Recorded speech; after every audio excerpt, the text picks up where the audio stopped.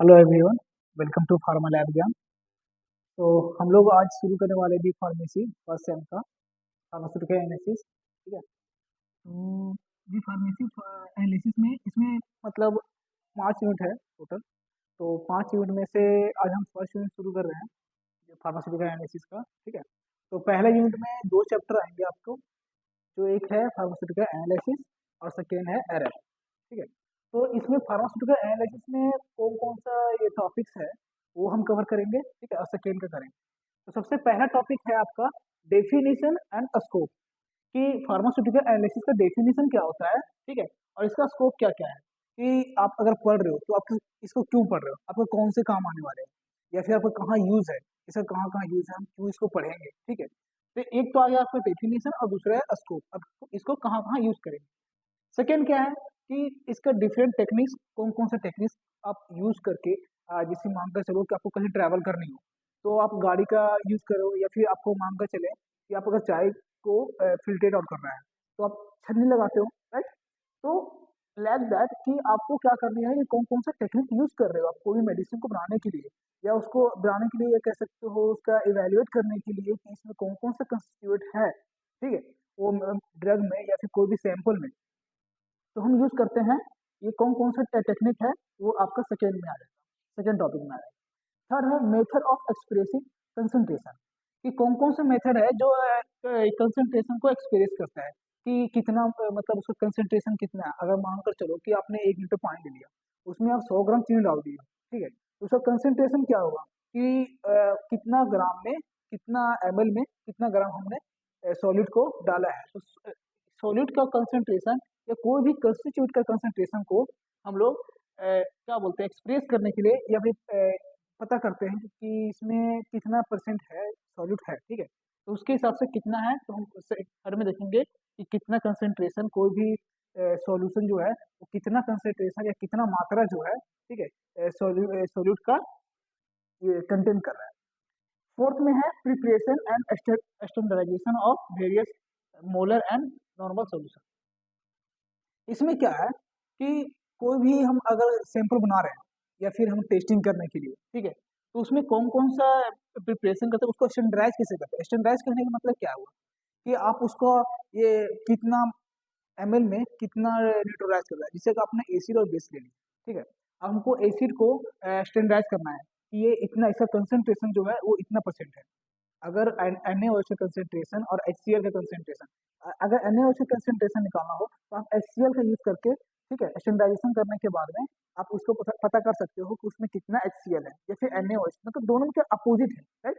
ठीक है। तो ये आ गया आपका, जिसमें ऑक्सैलिक एसिड है, आप यूज कर सकते हो। सोडियम हाइड्रोक्साइड है, क्या बोलते हैं, HCl है, सोडियम सल्फेट है, फिर सल्फ्यूरिक एसिड है, पोटासियम परमैंगनेट, ये सबको यूज करके हम उसको पता कर सकते हैं, ये प्रे कर सकते हैं और स्टैंडर्डाइज कर सकते हो। ठीक है।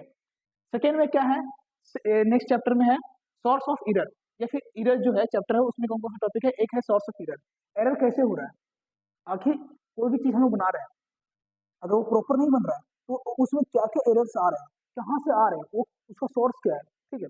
सेकेंड है टाइप्स ऑफ एरर, कितने तरह के एरर्स हैं, कौन कौन से प्रकार का एरर है, हम वो टाइप्स देखेंगे। थर्ड में देखेंगे मेथड ऑफ मिनिमाइजिंग एरर, अब कौन कौन सा मेथड है जिससे एरर कम हो, मतलब कि एरर को कम किया जा सकता है, चांस कम हो कि एरर, हम कोई प्रोडक्ट बना रहे हैं या फिर हम लोग कोई भी सोल्यूशन बना रहे हैं, ठीक है, तो उसमें एरर होने का जो चांसेस है उसको हम कैसे कम करें। फोर्थ क्या है, accuracy and precision.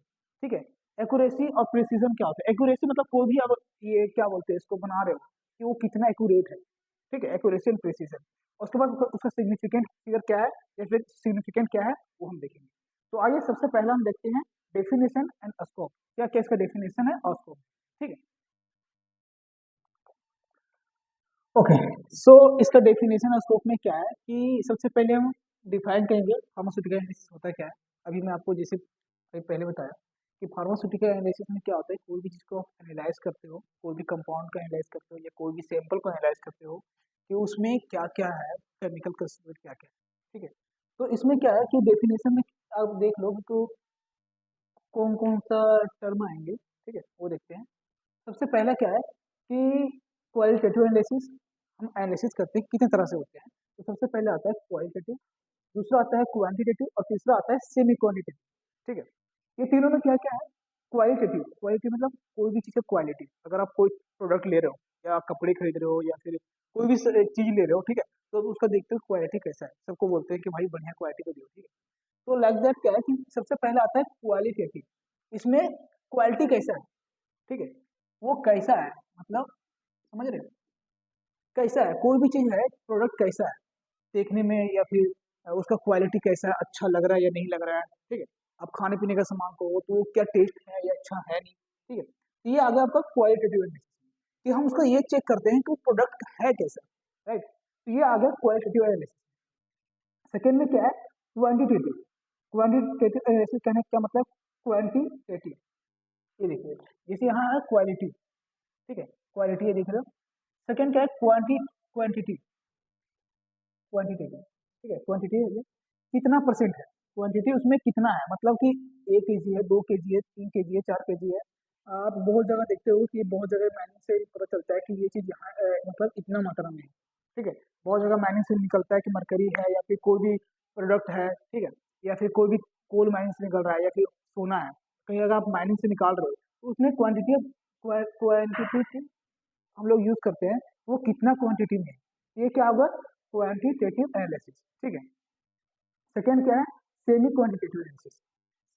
Third, semi quantitative analysis में क्या होता है कि कोई भी आप प्रोडक्ट लिए हो या फिर कोई भी सैंपल लिए हो, उसमें कितना इम्प्यूरिटीज है, इसमें क्या है, क्वांटिटी मतलब कि कितना मात्रा है, इसमें क्या है, मात्रा, ठीक है।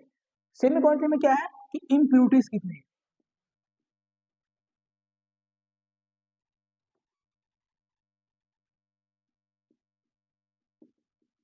इम्प्यूरिटी, उसमें कितनी मात्रा में इम्प्यूरिटी है, ठीक है, हम ये देखते हैं सेमी क्वांटिटेटिव एनालिसिस में, ठीक है।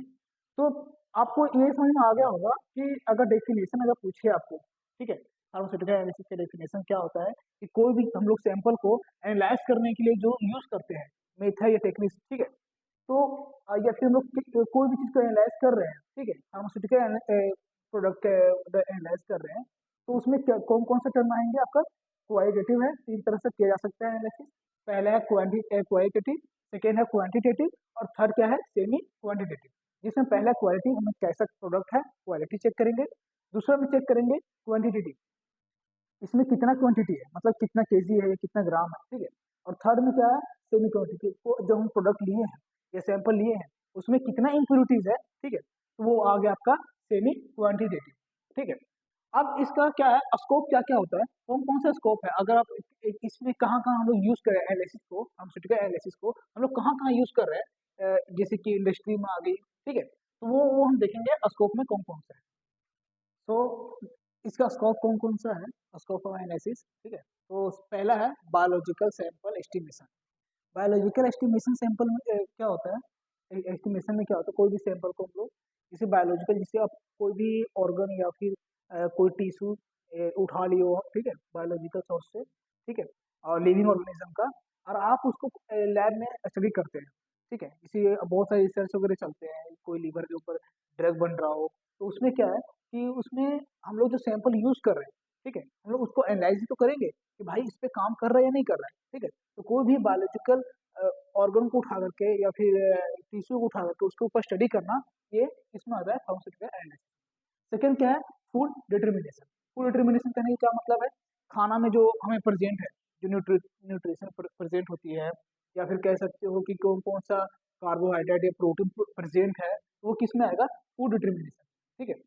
थर्ड क्या है, डेयरी प्रोडक्ट एस्टिमेशन में, डेयरी प्रोडक्ट में क्या क्या प्रेजेंट है, ठीक है, कितना मात्रा में है, फैट है या फिर उसमें कितना कार्बोहाइड्रेट है, प्रोटीन है, जो भी है, कैल्शियम वगैरह जो होती है, ठीक है। तो थर्ड आती है डेयरी प्रोडक्ट एस्टिमेशन में, ठीक है। फोर्थ क्या है, सॉइल स्टडी। सॉइल स्टडी बहुत सारे क्या है कि बहुत जगह होते हैं ना कि बंजर जमीन होते हैं, ठीक है, तो उसमें क्या होता है, हम लोग उसका स्टडी करते हैं कि भाई यहाँ पे फिर फसल अच्छा नहीं हो रहा है, तो फसल अगर अच्छा नहीं हो रहा है तो हम लोग उसका क्या करते हैं, सॉइल जांच करने के लिए भेज देते हैं कि इसमें आखिर इसमें क्या हो रखे हैं, इसमें कौन कौन सी चीज़ की कमी है, सल्फर है या फिर मैग्नीशियम है, क्या क्या इसमें कमी पड़ रहा है, जो वहाँ पे क्या हो रहा है, फसल अच्छे नहीं हो रहे। तो उसके लिए क्या करते हैं हम लोग, सॉइल स्टडी करने के लिए हम लोग एनालिसिस जो लैब में भेजते हैं सॉइल को, सैंपल को, और वो फिर वहाँ से टेस्टिंग होकर हमें पता चलता है कि उसमें क्या क्या कमी हो रखी है, ठीक है। फिफ्थ नंबर है फोरेंसिक डिटर्मिनेशन।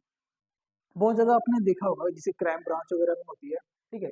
फोरेंसिक में क्या होता है, क्राइम ब्रांच वगैरह में जो होती है या फिर कोई मर्डर केस वगैरह हो गया, तो उसमें क्या होता है, कोई सैंपल को ना कलेक्ट किया जाता है, और कलेक्ट करने के बाद में उसको लैब में भेज दिया जाता है कि इसको जांच करे कि इसमें किससे डीएनए मिल रहा है या फिर किसी का कोई सैंपल मिल रहा है, ठीक है। तो आप उससे आप चेक कर सकते हो या इसमें एनालिसिस कर सकते हो कि ये क्या क्यों हो रहा है, या किसका है, ये किसने करा है, ठीक है। तो ये एक तरह से सबूत जो होता है ना, जिसको हम लोग एविडेंस बोलते हैं, तो वो आपका क्या आ गया, फोरेंसिक डिटर्मिनेशन। आप उसमें एनालिसिस में देख सकते हो कि उसमें किसका है, ठीक है। वहाँ एनालाइज तो कर रहे हैं हम, ठीक है।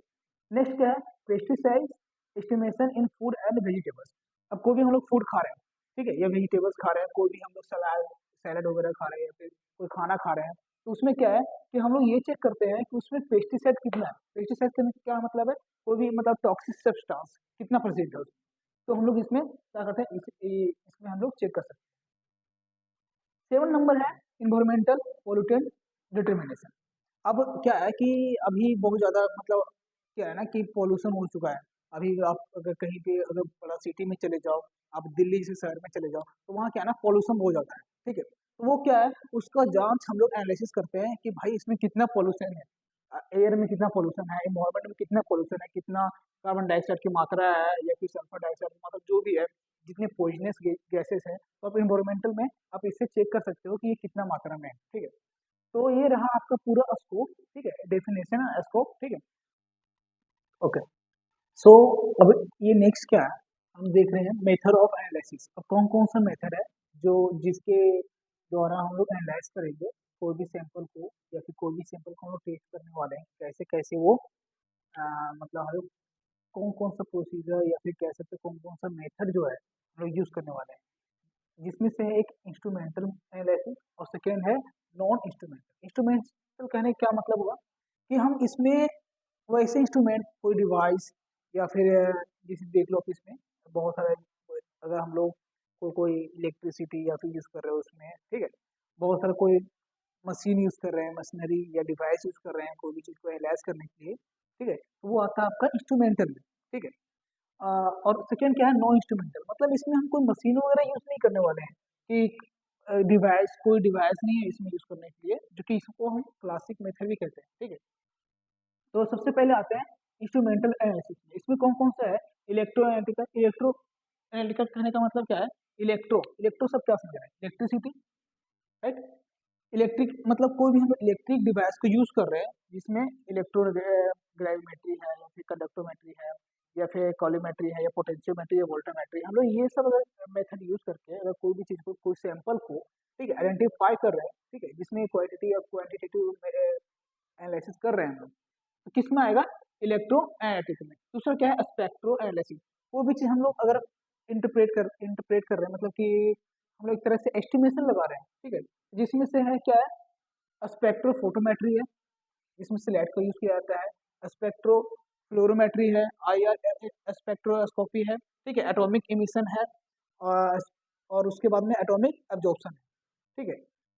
ये थर्ड है क्रोमेटोग्राफी। क्रोमेटोग्राफी क्या है, ये भी एक तरह से हम लोग एनालाइज करते हैं कोई भी चीज को, ठीक है, जिसमें से है जीसी, ठीक है, गैस क्रोमेटोग्राफी, जिसमें हम लोग गैस को यूज करके कोई भी चीज को मेजर करते हैं या फिर एनालाइज करते हैं, तो एक हो गया गैस। सेकेंड क्या है, हाई परफॉर्मेंस लिक्विड क्रोमेटोग्राफी, ठीक है। थर्ड है टीएलसी और फिर या फिर एचपी टीएलसी। और एक अदर मेथड क्या है, ये तो आपके तीन हो गए, और एक है एलिजा, जो कि आपने 12th क्लास में देखे होंगे, ठीक है। तो इसका हम लोग कोई भी एंटीजन को मेजर करने के लिए कितना परसेंट है, ठीक है, या फिर वो उसको एनालाइज करने के लिए एलिजा का यूज करते थे, ठीक है। इसमें enzyme link immuno sorbate acid. और फोर्थ है रिया। अब रिया वो ना क्लास वाला ना समझ लें आप, ठीक है। इसका है, रिया का है रेडियो इम्यूनो एसिड, ठीक है। तो ये आपका आ गया अदर में। अब क्या है, नॉन इंस्ट्रूमेंटल में कौन कौन सा हम यूज करते हैं, जो कि हम लोग लैब में परफॉर्म करते हैं, ठीक है। तो ये क्लासिक मेथड भी इसको बोलते हैं, जिसमें है टेट्रीमेट्री मेथड और एक दूसरा है ग्राविमेट्री मेथड।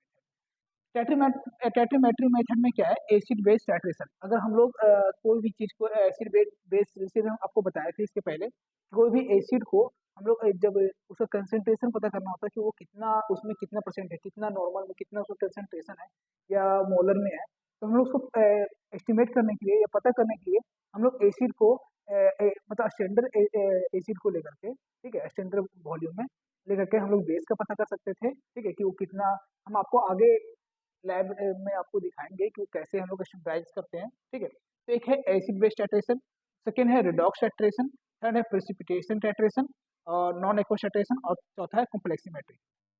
तो ये आपका टोटल था कि हम लोग कैसे कैसे कौन कौन सा मेथड है जो हम लोग यूज करते हैं कोई भी चीज को एनालाइज करने के लिए, ठीक है।